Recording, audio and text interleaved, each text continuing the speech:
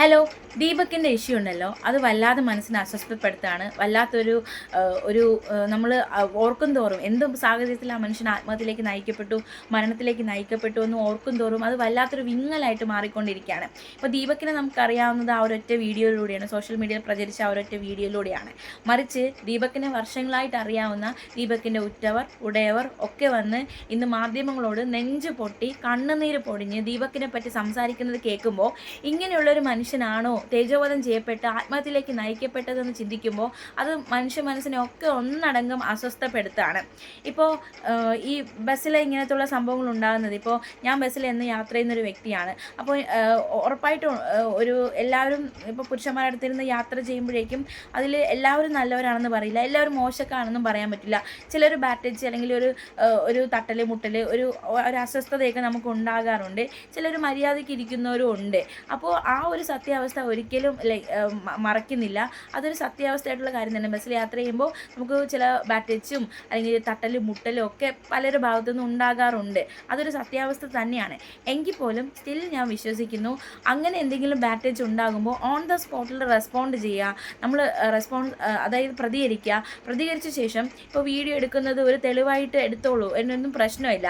അത് നമ്മുടെ ഈ നാട്ടിലെ പണ്ട് കുറച്ച് നിയമങ്ങളും നീതി ന്യായ വ്യവസ്ഥയൊക്കെ നമ്മുടെ നാട്ടിലുണ്ട്, പോലീസൊക്കെ നമ്മുടെ നാട്ടിലുണ്ട്. ഈ നിയമങ്ങളൊക്കെ നമുക്കും കൂടി വേണ്ടിയിട്ടുള്ളതാണ്. അപ്പോൾ ഇങ്ങനെ എന്തെങ്കിലും ബാറ്റച്ചോ അല്ലെങ്കിൽ ബാഡ് എക്സ്പീരിയൻസോ ഉണ്ടാകുമ്പോൾ തെളിവ് സഹിതം അത് നിയമപരമായിട്ട് നീങ്ങാം. ഓൺ ദ സ്പോട്ടിൽ ഒരു റെസ്പോൺസ് കൊടുത്തിട്ട് വേണമെങ്കിൽ നമുക്ക് നിയമപരമായിട്ട് നീങ്ങാവുന്നതാണ്.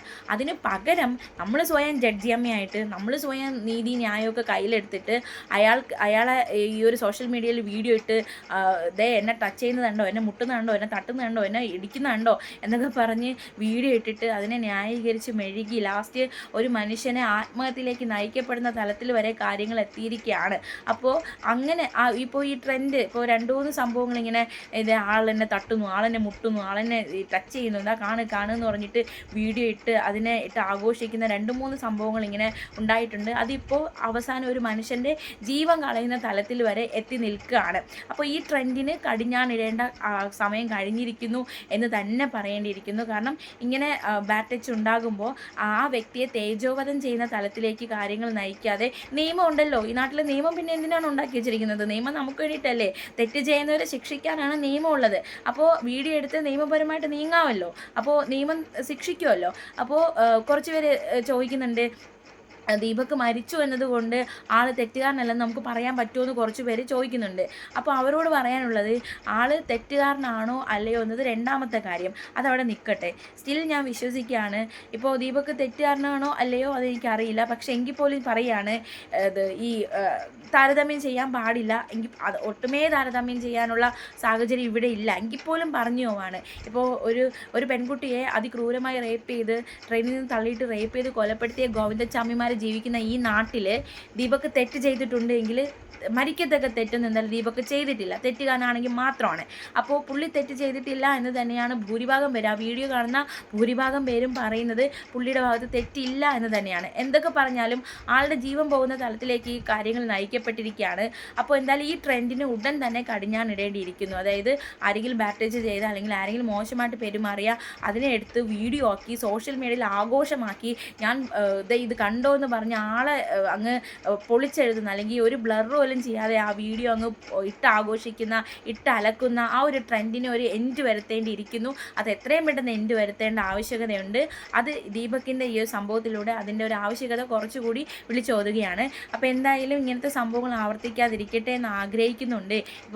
ഇപ്പോൾ ഒരിക്കലും അങ്ങനെ ബാറ്റച്ച് ആ സംഭവം ഉറപ്പായിട്ടും ബസ്സുകളിൽ അങ്ങനത്തെ സംഭവങ്ങളുണ്ട്, അതില്ലാന്ന് നമുക്ക് പറയാൻ പറ്റും, അതൊക്കെ ഉണ്ടെങ്കിൽ പോലും അതിനെങ്ങനെ നേരിടണം അല്ലെങ്കിൽ നിയമപരമായിട്ട് നേരിടണമെന്ന് പെൺകുട്ടികൾക്ക് അവർക്ക് ഒരു ബോധ്യം ഉണ്ടായിരിക്കുന്നത് നല്ലതായിരിക്കും എന്ന് തോന്നുന്നു. കാരണം ദീപക്മാർ ഇനി ഉണ്ടാവാതിരിക്കട്ടെ എന്ന് കരുതി നാളെയും ഒരാളൊന്ന് ബാറ്റച്ച് ചെയ്യാതിരിക്കില്ല എന്നൊന്നുമില്ല.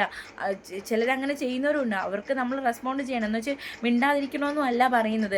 ബാറ്റച്ച് അല്ലെങ്കിൽ മോശം അനുഭവം ഉണ്ടാകുമ്പോൾ ഓൺ ദ സ്പോട്ടിൽ നമ്മൾ റെസ്പോണ്ട് ചെയ്യണം, നിയമപരമായിട്ട് നീങ്ങണം. അല്ലാതെ വീഡിയോ എടുത്ത് ആളെ തേജോവധം ചെയ്ത് ഒരാൾ ആത്മഹത്യയിലേക്ക് തള്ളിയിടുന്ന സാഹചര്യമൊന്നും വരുത്തരുത് എന്നാണ് ഈ ഒരു സംഭവമൊക്കെ കേൾക്കുമ്പോൾ തോന്നുന്നത്.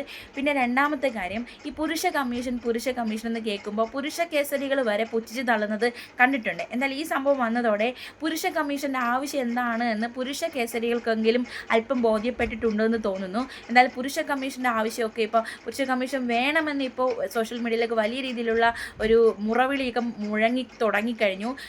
അങ്ങൊന്നും ഇങ്ങൊന്നും പുരുഷ കമ്മീഷൻ വേണമെന്ന് ആവശ്യപ്പെട്ടവരൊക്കെ വലിയ രീതിയിൽ കളിയാക്കിയവർ പോലും ഇപ്പോൾ പുരുഷ കമ്മീഷൻ്റെ ആവശ്യകത എന്താണെന്ന് മനസ്സിലാക്കിയിട്ടുണ്ടെന്ന് തോന്നുന്നു. അപ്പോൾ ഒരു വനിതാ കമ്മീഷൻ ഉള്ളതുപോലെ ഒരു പുരുഷ കമ്മീഷനും ഇരിക്കട്ടെ. എന്തായാലും ദീപക്കിൻ്റെ സംഭവം ദീപക്കിന് നീതി കിട്ടുക തന്നെ വേണം.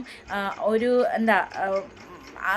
നമുക്കറിയാം ആളിൻ്റെ ഒരു ബന്ധുക്കളൊക്കെ പ്രതികരിക്കുന്ന കേൾക്കുമ്പോൾ നമുക്ക് മനസ്സിലാവുന്നുണ്ട്. എന്നാലും ആൾക്ക് നീതി കിട്ടേണ്ടത് ആവശ്യമാണ്. ഇനി ഇങ്ങനെ ഇത്തരത്തിലൊരു ആളും മരണത്തിലേക്ക് നയിക്കപ്പെടാതിരിക്കട്ടെ എന്ന് ആഗ്രഹിക്കുന്നുണ്ട്. എന്നാലും ഈ സംഭവം അത് കുറച്ചൊന്ന് വല്ലാതെ അസ്വസ്ഥതപ്പെടുത്തുന്നുണ്ട്.